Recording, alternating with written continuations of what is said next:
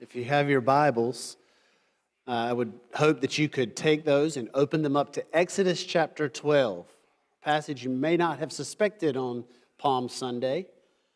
Exodus chapter 12. We're going to look at the first 13 verses of that today as the text. So if you can, and if you are able, if you would rise for the reading of God's Word, we're going to read these first 13 verses of chapter 12 in the book of Exodus. This is the word of the Lord.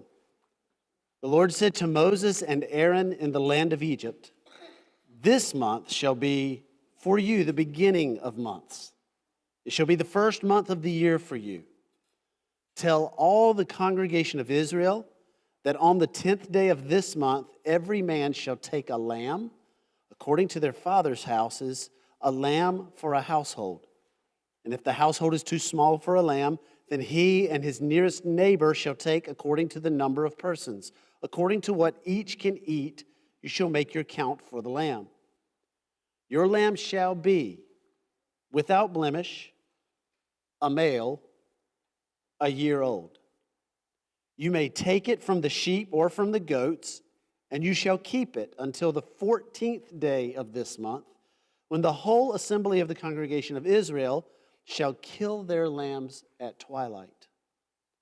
Then they shall take some of the blood and put it on the two doorposts and the lintel of the houses in which they eat it.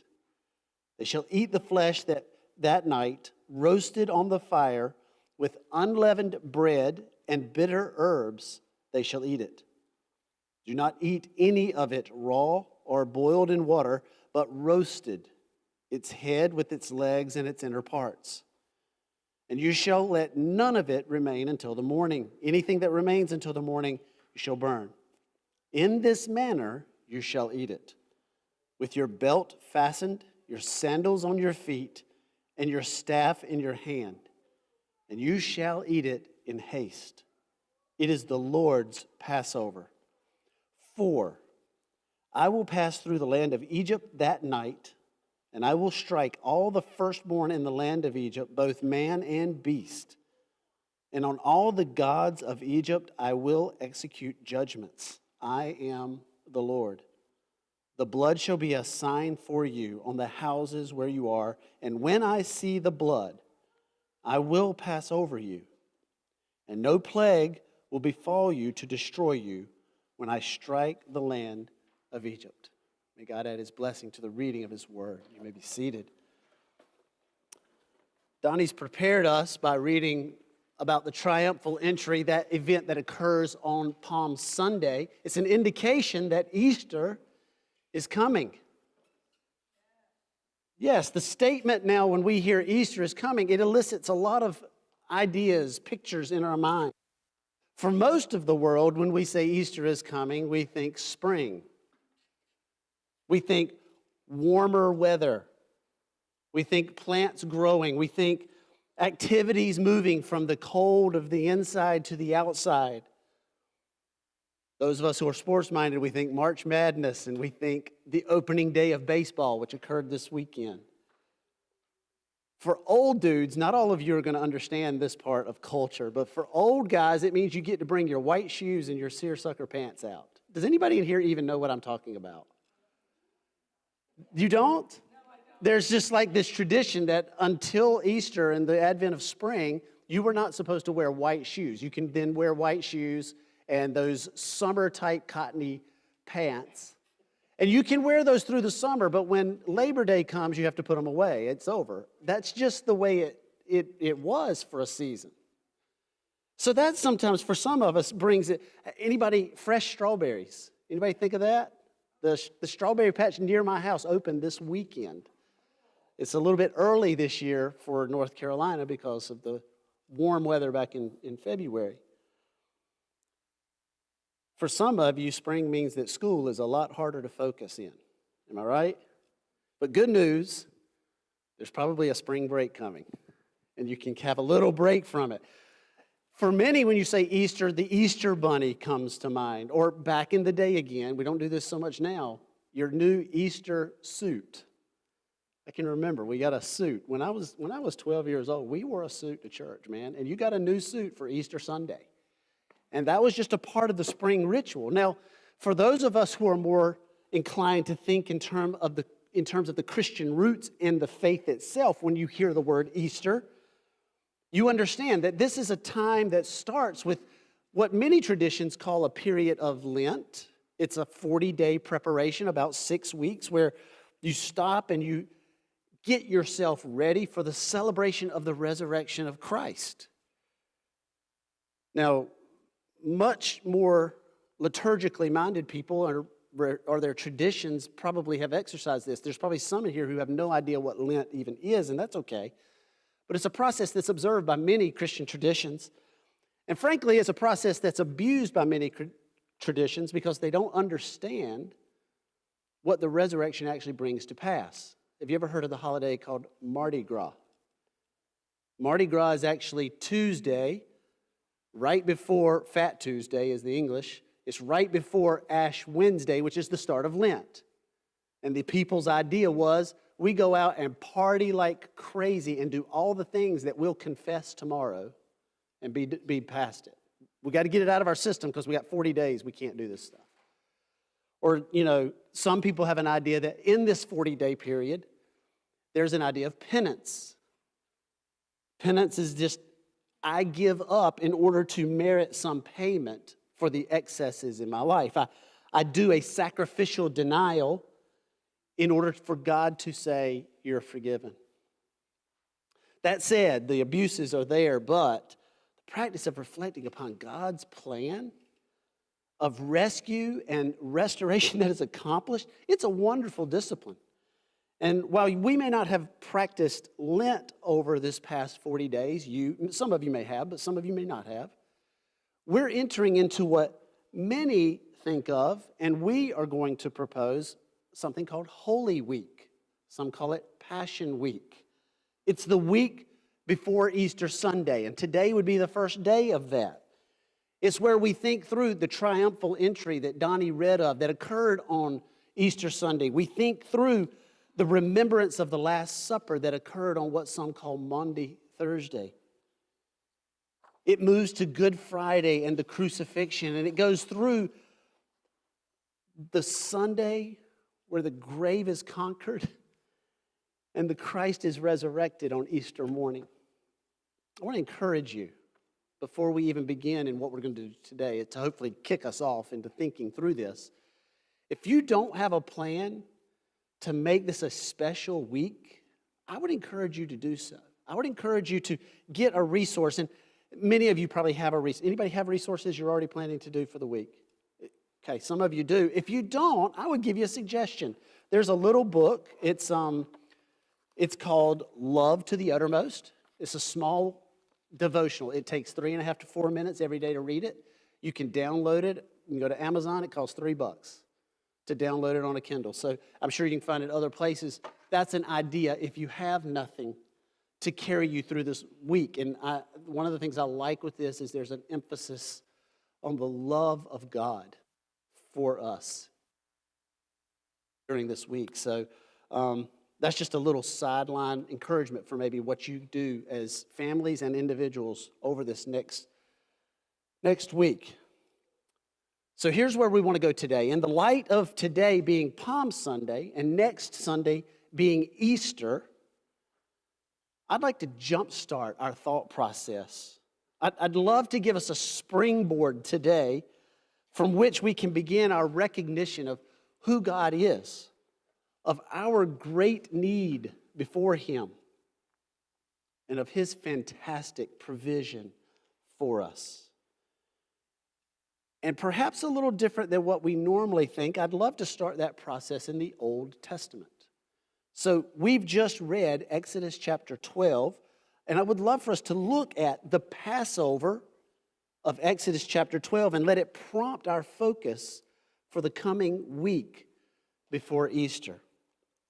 Here's the direction we're going to go for this morning so that you can kind of track along with what's happening. We're going to first start with looking at a little background of Passover. We're going to move from this background of Passover to the text in Exodus chapter 12, which gives us an explanation of the Passover. We'll move from there to what is the point of the Passover for us here on Palm Sunday prior to Easter, and then end up with looking at what is the response to Passover. So the background of Passover, the explanation of Passover, the point of Passover, and lastly, the response to Passover. What is the background of Passover? If you're familiar with the scriptures, you understand that centuries after promises were made to the patriarchs, and when I say the patriarchs, I'm talking about those guys back in Genesis, Abraham, Isaac, and Jacob, that God had come to and had promised them that he would make a great nation and give them a land and let them be a blessing to the nations.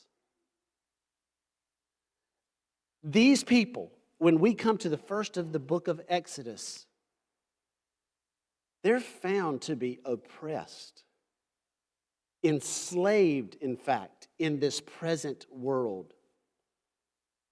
They've been dehumanized in both their work, their slaves, and in their worth. They actually, if you go to chapter 1, you recognize they became a threat to the world order, and to the point where they were killing their male babies in order to suppress their population. Horrible. In this first chapter of Exodus, we find this character. He doesn't even name just a title. He's Pharaoh. And the Pharaoh becomes the embodiment of rebellion against the true God. He declares himself and his successors to actually be gods. They were deities. But when we come to chapter 2, we see and hear in verse 24 and 25 of that chapter that God hears and he sees and he knows the oppression that his people are under. And he provides a rescuer. There's a person, you know his name, don't you, who's provided through the slaughter. He doesn't get killed. His name is Moses. So Moses is born as one of the covenant people in the midst of this oppressive world. Moses, however, sees the injustice and knows his role in some regard, but he seeks first in chapter 2 to accomplish salvation, not by resting and depending upon God, but instead taking matters into his own hands. And when he sees the injustice, what does he end up doing to the Egyptian who's causing it? Kills him. Kills him and hides him in the sand. And the result of that is Moses is now sent into exile. The one who's sent as the promised rescuer in this story, he's now gone. Oh my goodness, what's going to happen?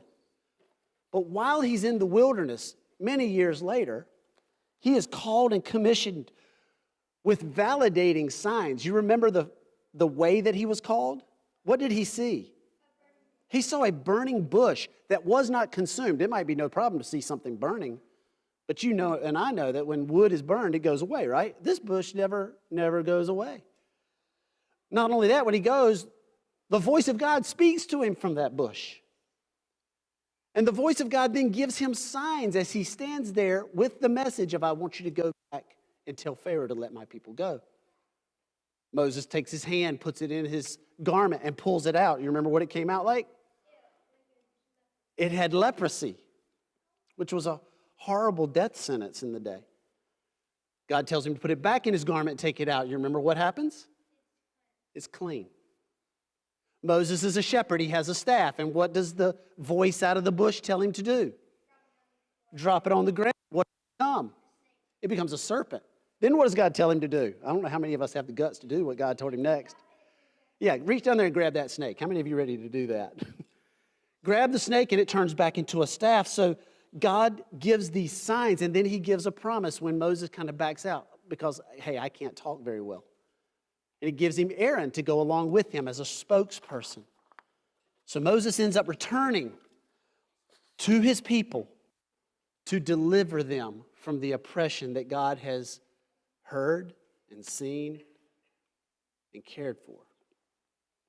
When he goes back, he's met by Aaron actually in the wilderness, and he lays out for Aaron the plan for the people, and then they go to the elders of the people and lay out the plan that God has established, and the people respond.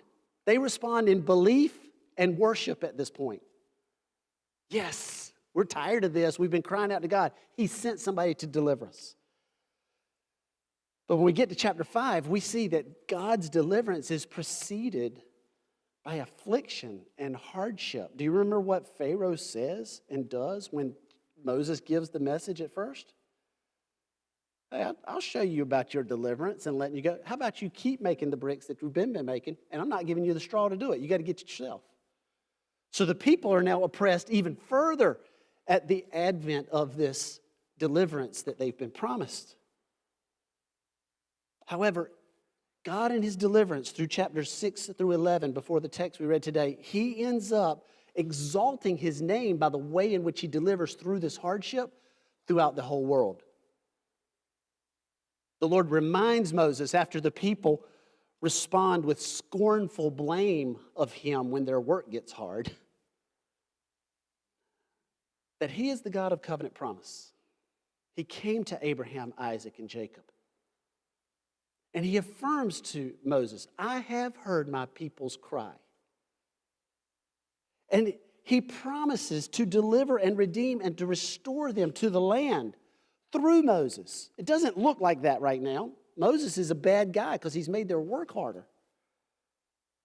When Moses shares this again, it says in chapter 6 that the people responded with a broken spirit because of the harsh slavery they were under. But in the midst of this discouragement and disbelief, it's no way that this can be, we're delivered. The Lord ends up delivering them through special means.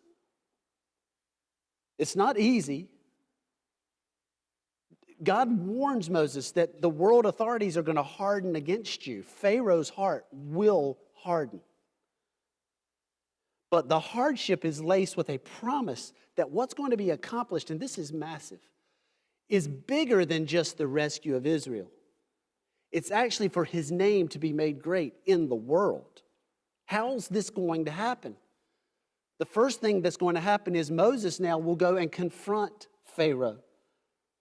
He's going to convey God's wish. Let my people go. And Pharaoh's going to respond, you keep saying this to me. Why don't you prove that you can do it? And guess what Moses does to prove? God had already told him it was going to happen. You remember that staff? In front of Pharaoh, he throws it down. And well, Aaron's holding it at that time. He throws it down, and what happens to the staff in front of Pharaoh? It turns into a snake again. However, this is so the way the world works. The sign that God gave with the staff turned into a snake, there's an imitation of this miraculous deed by the world's imposters. There are sorcerers and magicians. And by their secret arts, they actually throw sticks down that, what do they become? They become snakes too. I love it. I love it. You know it. They become serpents too.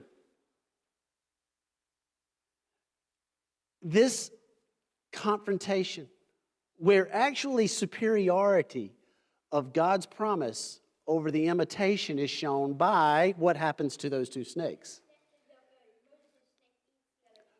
Moses' snake, God's snake, ends up swallowing up the other two snakes. He picks them up, showing the superiority, and yet the text says that the Pharaoh's heart was still hardened. So what does God now send? He sends plagues. He sends judgment. Because of the sin, because of the disrespect and the injustice, there will be judgment. The Nile is turned to blood. Frogs come. Gnats come. Flies are sent. Anybody ever been swarmed by flies? Not a pleasant experience, is it? There's something amazing, though, in the midst of this judgment. Specifically, I think about the one with the flies in chapter 8. In chapter 8, in verse 22, you'll see that in judgment of flies on the land, it says that I will set apart the land of Goshen, which is actually the part of Egypt where the people of Israel lived. There's going to be no swarms of flies for them. The judgment is only upon those who reject and oppress. It moves on. Livestock dies. Boils come upon people. Hail comes on the crops. It's kind of ironic, is it not, that hail comes down and destroys those first crops, the barley and such, in vindication of the people who their first person to come was Joseph, who saved the world from famine. Locusts come and eat the crops. Darkness comes on the land for 3 days. These judgments, these plagues establish the Lord as the God over all. Not just over Israel, but over the Egyptians. And not just over the Egyptians, but over Pharaoh himself. God is establishing, he's not just a tribal deity among a local deity's followers, but rather he puts on a global display of supremacy and sovereignty over all the earth. Back to that reference from chapter 8, verse 22, where he says the land of Goshen would be set apart. He does that, it says in the rest of the verse, in order that Pharaoh himself, he says, that you may know that I am the Lord in the midst of the earth. It's not the only time he says it. He says it throughout chapter 7, chapter 8, chapter 9, even into chapter 10. He's making this statement, I'm doing this so that you will know I am the Lord in all the earth.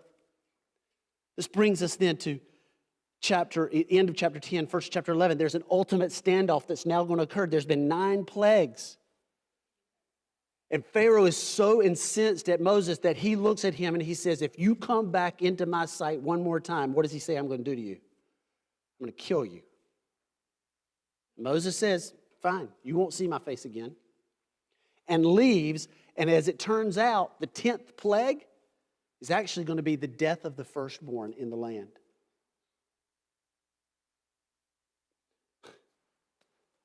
Death promised to Moses, the rescuer at the hand of the enslaving oppressor at the end of chapter 10, is met with the last plague, death of the oppressor at the hand of the Lord in chapter 11. This is a death blow to the rebellion against God as Lord. The pharaohs were put forward as gods. And their firstborn would be the next Pharaoh. He was a deity. And God in the 10th plague is going to take that deity's life. The God apparent, the firstborn, is going to establish the true sovereign over all. This is all background to the Passover. So when we come to chapter 12, here is what the text is going to tell us about how the Passover is to be carried out and what's going on. So it's fascinating. At the very first, it says, this month will be for you the beginning of months. This is the beginning. There's actually a transition here. There's a recognition that all of life with God, a new birth, as it were, a new nation being made, it's not under, but it's under covenant. And it begins here in this event. This new nation is going to now start their calendar year with this month, which was in the spring, as opposed to the traditional start, which was the fall. The fall, not the fall of man, but the fall of the year. Without this start of a new people, a covenant people, there's no covenant relationship. Without this, there's no people of God. And without this, there's no distinction or protection or even eternal hope. So this is a beginning. And what's told to the people is that on the 10th day, what are they supposed to take? They're supposed to get a lamb. This lamb has several qualities, 3 specific that the text points out. The first one is that this lamb is without blemish. This is not a compromised animal that's brought in. It's not a throwaway. Oh, well, he's kind of limping, so let's take that one out. No, this lamb would be the pick of the flock. It's the one that would be the most viable and the most valuable. So not only is he without blemish, but secondly, it's a male. A virile past the risk of disease and parasite male. This is a lamb who was a year old at this time, so he had walked through everything that a lamb is going to face in life and actually thrived. This lamb's life is full of potential and promise and honestly profit. And after you get this male lamb and bring him in on the 10th day, the one without blemish, you keep him in your home. You bring him on the 10th day, and it says on the 14th day, that's when you're going to have the sacrifice. So you live with this sacrifice for a season. Frankly, you grow an affection for this. You grow an understanding of this particular animal. He comes to have a relational connection with you and with your family. This lamb is no longer just seen as an asset without a face or without a name, but it actually becomes a part of the family's household. And on that 14th day, verse 6 says that you're to take this lamb and to kill it at twilight. As the sun's going down, on the 14th day, the chosen lamb loses his life. And he does this for the life of the family that had received him, that had brought him in. And the instructions are clear. You take the blood from this lamb and you apply it to the doorposts, the sides of the door, and to the lintel, the top of the door. My life, my house as a family is now covered by blood. And it's not done in a secret way. It's not done along with the way the rest of the world operates. Instead, it's an application for the whole world to see. In a very public and proclaiming way, it's put on the outside of my house. The life of one whose blood given for me is now displayed for others to see. It's my claim that the judgment that should come upon me has been averted by the death and the sacrifice of this other. So as you go through that evening after the lamb, it says you're to eat the flesh, cook it over a fire, eat the flesh of this lamb, and as you do it, I want you to eat it with unleavened bread. That, who makes bread in here? Anybody? When you make bread, you put leaven in that bread. It's like a yeast, and it causes the bread to rise. Well, you were to eat this bread without it rising because you didn't have time for it to rise. Cook it quick. And you not only eat it like that, but you eat it with bitter herbs. You like bitter stuff? I didn't think so. No more so than you like suffering under the oppression of slavery, as these people had done. And it's a reminder of this oppression, this place that they were in. So you eat it also quickly. You eat it with belts fastened and sandals on and staff in your hand, ready to go. And as this is done, what will happen is that God will then come that evening in verse 12 of chapter 12 and execute judgment over all mankind. However, when he comes to execute judgment, when he sees the blood of the lamb on the doorposts and the lintel, it says in the text that he will pass over that house. Not meaning I'm going to ignore that house. Instead, the judgment's not coming there. Receiving the life of the lamb given for the life of every firstborn under the sentence of death has been averted in this house. What's the point of this Passover picture? We find the point in Hebrews chapter 10 and in John chapter 1. This is curious to me. What in the blood of a lamb is able to actually bear the judgment of God on enslaved and on enslaving mankind? Hebrews chapter 10 gives us clues. It says in Hebrews chapter 10 that it is impossible for the blood of bulls and goats to take away sins. So what is this whole process going on here? Is it just wishful thinking? Is it just a moment in time? Is God merely going to wink at the sin of some and then bring judgment on others? What is our hope? Where do we find a covering for our lives that will allow God to pass over us in judgment? In order to answer that, I'd love to take you to the Gospels, to the first books of the New Testament, and specifically to John's Gospel. There's a person there, his name is John the Baptist. You heard of him? John the Baptist is a forerunner of the Messiah. He is one who is making straight the way of the Lord. He's preparing a way for the promised rescuer that is superior to Moses, as Hebrews tells us in chapter 3. And while baptizing persons there for the repentance of sin, he's going to point out what true hope is. In chapter 1 of John, when he's being asked by others, hey, John, you're doing great stuff. Are you the Messiah? Are you the prophet that's been promised? Are you the Elijah of Malachi chapter 4 that we've been told about? John says this. He says, I baptize with water, but among you stands one you do not know, even he who comes after me, the strap of whose sandals I am not worthy to untie. And on the next day, in John chapter 1, verse 29, he points out Jesus in the crowd. And he says, behold, and you know what he calls him? The Lamb of God who takes away the sin of the world. Lamb of God. The Passover picture shown in a yearly sacrifice of a small animal for centuries is completed now in a real person.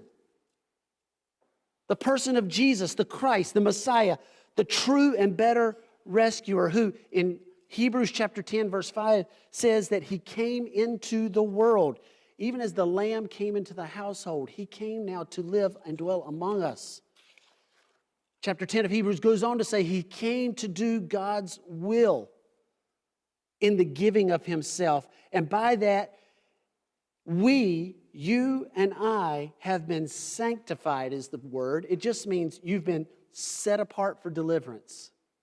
You've been sanctified through the offering of the body of Jesus Christ once for all. Can you see it?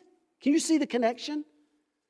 Easter is coming, and it's more than warm weather. It's more than cool clothes, and it's more than candy found in an egg. It's our hope. It's how a people today, like you and like me, oppressed and enslaved as we are by our sin, under the judgment of God, and scorned and marginalized within this world, we can avoid the judgment of the sovereign Lord and enter into a more joyful, restored, created order. It's how we can even live with purpose today, with our sandals on and our staff in hand, our belts tightened. We can even move on when circumstances and status for me may not look better, but sometimes look worse. It is hope in God through Christ for this day. I say that with this. Sometimes it's not just a fairy tale ending. It's how we can see that the name of God is made great among the nations. It's not a prosperity gospel with smoke and mirrors that says, if I do this, karma brings this back to me. But rather, it's an eternal gospel hope that makes the God who saves a great Savior, strong and powerful in and through and even beyond any oppressor's attacks and any claim outside or within of self-rule in this world. So, what's the response of God's people to all of this that goes on? If we go back to chapter 12 in Exodus, what we have is after explaining the festival and commemorating the deliverance of God for his people, Moses gives us in the writing a twofold response of the covenant people of God, of Israel, when they are told of the coming judgment and the hope for deliverance. Response number one for them in verse 27 is this: the people worship.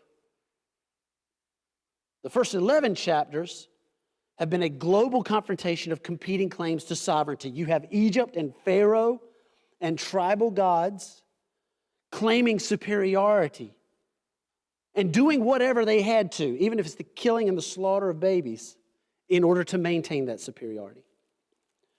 And at the same time, you have the Lord asserting that he's the sovereign among the nations, among the Egyptians, and even over Pharaoh himself. He's God over all. And the elders in Israel, they've had mixed response, have they not? Sometimes they believed and were happy. And other times, they were utterly disappointed and scornful and disillusioned. As the plagues persist, the final judgment is declared to be at hand. And with God's provision of deliverance in a lamb, they can do nothing other than, as it says in verse 27, bow their heads and worship. Response number two: they actually apply what the instructions are. In verse number 28, it says the people went and did so. Their worship was more than a warm fuzzy. It was more than mental assent or statement of worth. These elders hear the instructions for the Passover, and they go and they did it. Can you see this in their experience here? What this means is they went home and they took an unblemished lamb and they killed him and they ate him in a hasty meal that evening with all their traveling clothes on. And they applied the blood to their doors. This means they did so before they saw the destroyer come and kill the firstborn. They actually did so in faith, in advance, in obedience. So quickly, let me just end by this. What is our response going to be as we go into this Easter week? I want you to be careful. Don't allow the incredibly profound to be lost because we're so stinking familiar with it. I mean, the story I just told, you could hear. Everybody knows it. But it occurred 3,500 years ago. You've heard it since childhood, dozens and dozens of times. And while we are busy in the pursuit of the current pop song by Taylor Swift, or the losing streaks, or the winning records of State, Carolina, and Duke, or perhaps while we're engaged in the political controversy of the moment, it is so easy for us to neglect what's truly great. Let's consider some of these realities really quickly. Number one, you and I need to see that the Lord is a great God. He is sovereign, regardless of the bombastic claims of others in our culture, and honestly, regardless of the bombastic claim within our own heart. Let's be honest, we clamor to be sovereign in our own lives. Adam and Eve started the process. And every man and woman since then, including you and including me, we declare our supremacy. You ever heard or ever said, "You aren't the boss of me. You can't tell me what to do. I don't have to do that if I don't want to. You can't make me." While the sentiments may be expressed, or they might just be lived out instead of said, they are high treason against the one true God. He's sovereign. He's sovereign with or without our acknowledgement, and he will make his name great among the nations, even in the most oppressive and harsh of circumstances. Number two, our need is a great need. Our God is a great God, but our need is a great need. We are helpless and hopeless and utterly dependent. At the same time, we're also desperately and utterly doomed. If we're left to ourselves, we will not be okay. And many of us, when we actually see that, like Israel, will cry out for help. But when we don't see it, like Pharaoh, we'll end up declaring, "I don't need you. I can provide for myself. I can bargain and barter and say, hey, yeah, okay, God, but as soon as the pressure's off, I'll just do my own thing. Our need is great. But number 3, Christ is a great rescuer. At great cost, he came and identified with us as a man, came into our household at Christmas. And he gave his life in his death on the cross at Easter. And in doing so, he has provided a covering for you and for me. By faith and faith alone, you and I can worship. And you and I can apply the provision that he's made through trust. So the question is this: do you rest in him? Or do you resist him? Do you invite him to use you? Or do you insist on using him? Do you trust him when your status or your circumstance in your future makes 0 sense to you? Or do you instead blame, shift, and complain when things don't go your way? Easter is coming. And the beg from us to you, as that statement's made, is this: run to Christ. Bow your heads and humbly worship the sovereign of the universe and trust him. Vulnerably stand beneath the provision of Jesus on the cross, in the good or in the bad, come what may.